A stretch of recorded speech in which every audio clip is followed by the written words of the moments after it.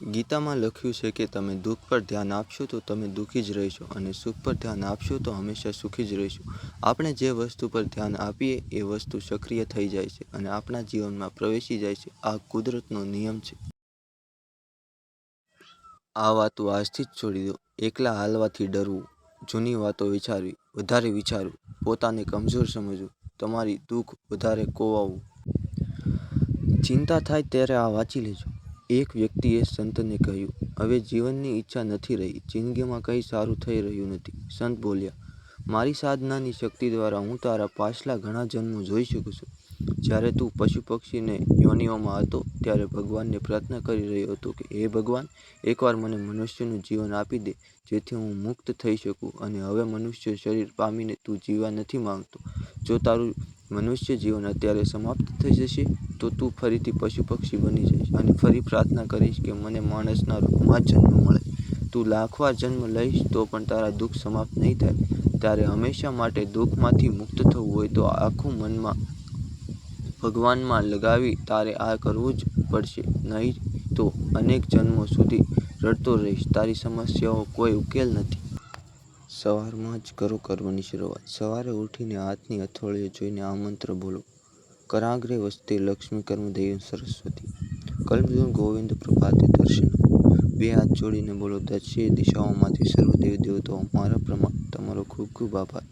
પિતૃદેવોને મારા નમસ્કાર. ધરતી માતાને પગે લાગી રજ લઈ બંને આંખો અને મસ્તિષ્ક પર લગાવો. ધરતી માતાને પ્રણામ. રોજનો નિયમ કરો, આદત પડી જશે. ખાલી મિનિટ જ લાગશે. સવારથી જ દિવસ શુભમય થાય છે. માનવ શરીર કુદરતની સૌથી અદ્ભુત કૃતિ. શરીરના 13 કુળ આવેગો મળ, મૂત્ર, વાસુદ, વીર્ય, ભૂખ, તરસ, હાસ્ય, રુદન, ઉત, ઉલટી, ઉધરસ, છીંક, બગાસું. શરીરના 9 અંગો, 2 આંખ, 2 નાક, 2 કાન, મુખ, લીંગ અને ગુદા. શરીરની તરપીડા, અધિ, માનસિક પીડા, વ્યાધિ, શારીરિક પીડા, ઉપાધિ, દૈવિક પીડા. ગજબની વાત, સમગ્ર દુનિયામાં 7.5 અજબની વસ્તી છે, પણ તમામે તમામ અંગૂઠાનું નિશાન અલગ છે. જોરદાર બાકીની કુદરતની કમાલ. ગમ્યું હોય તો લાઈક શેર કરજો. દરરોજ શિવજીને યાદ કરવાના ફાયદા. અચાનક ખરાબ લોકો તમારાથી દૂર થવા લાગે છે. જ્યારે પણ પૈસાની જરૂર હોય ત્યારે જાદુ થઈ જેમ વ્યવસ્થા થઈ જાય છે. એકલા રહેવું ગમવા લાગે છે. આ તમારા પર થયેલી રહેલી ધ્યાનની અસર છે. સપનામાં તમને શિવજીના જ સંકેતો મળવા લાગે છે. લોકો તમને અત્યંત પ્રેમ કરવા લાગે છે. તમારું મનોબળ એટલું વધી જાય છે કે જીવનનો દરેક ડર ખતમ થઈ જાય છે. વજન ઘટાડવાના ઉપાય. નાસ્તા સાથે ચા, દૂધ બંધ કરો. જમવા સમયે વાતો બંધ કરો. જમ્યા પછી પાણી પીવાનું ટાળો. 20% પેટ ખાલી રાખો. મગનું પાણી પીવો. ખુદવાના વજનની ચિંતા છોડી દો. કાળજી એ જ દવા છે. આયુર્વેદ પુસ્તકમાંથી 6 છુપાયેલા રહસ્યો. વાંકા ચૂકા દાંત પર ફુદીના ઘસવાથી દાંત ધીમે ધીમે સીધા થવા લાગે છે. તમારા શેમ્પૂમાં મેથીના દાણા ઉમેરવાથી અને વાળ ધોવાથી ખોડો દૂર થાય છે. જો તમે તમારી ત્વચાને કડક બનાવવા માંગતા હો તો દરરોજ રાત્રે તમારા ચહેરા પર એલોવેરા જેલ લગાવી કાચા દૂધમાં થોડી ખાંડ મિક્સ કરીને ચહેરા પર સ્ક્રબ કરો. તેનાથી મૃત ત્વચા દૂર થાય છે. જો તમે વારંવાર પેશાબ કરવામાં તકલીફ પડતી હોય તો મુઠ્ઠીભર ચણા ગોળ સાથે ખાઓ. તેની અસરથી ઝડપ દેખાશે.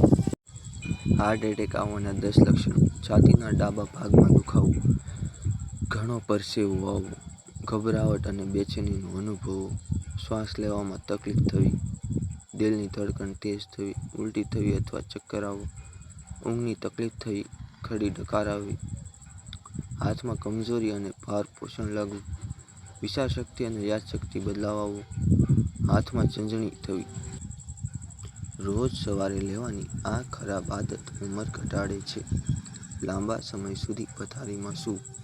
જાગતાની સાથે જ મોબાઈલ ચેક કરવો. પાણી પીધા વગર દિવસની શરૂઆત કરવી. બ્રશ કર્યા વગર ચા પીવી. સવારની કસરત છોડી દો.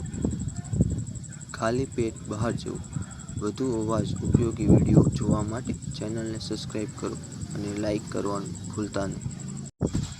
ભગવાન મહાદેવની જાણવા જેવી બાબતો. તેઓ દેવોના દેવ મહાદેવ તરીકે ઓળખાય છે. તેમનું નિવાસસ્થાન કૈલાશ પર્વત છે.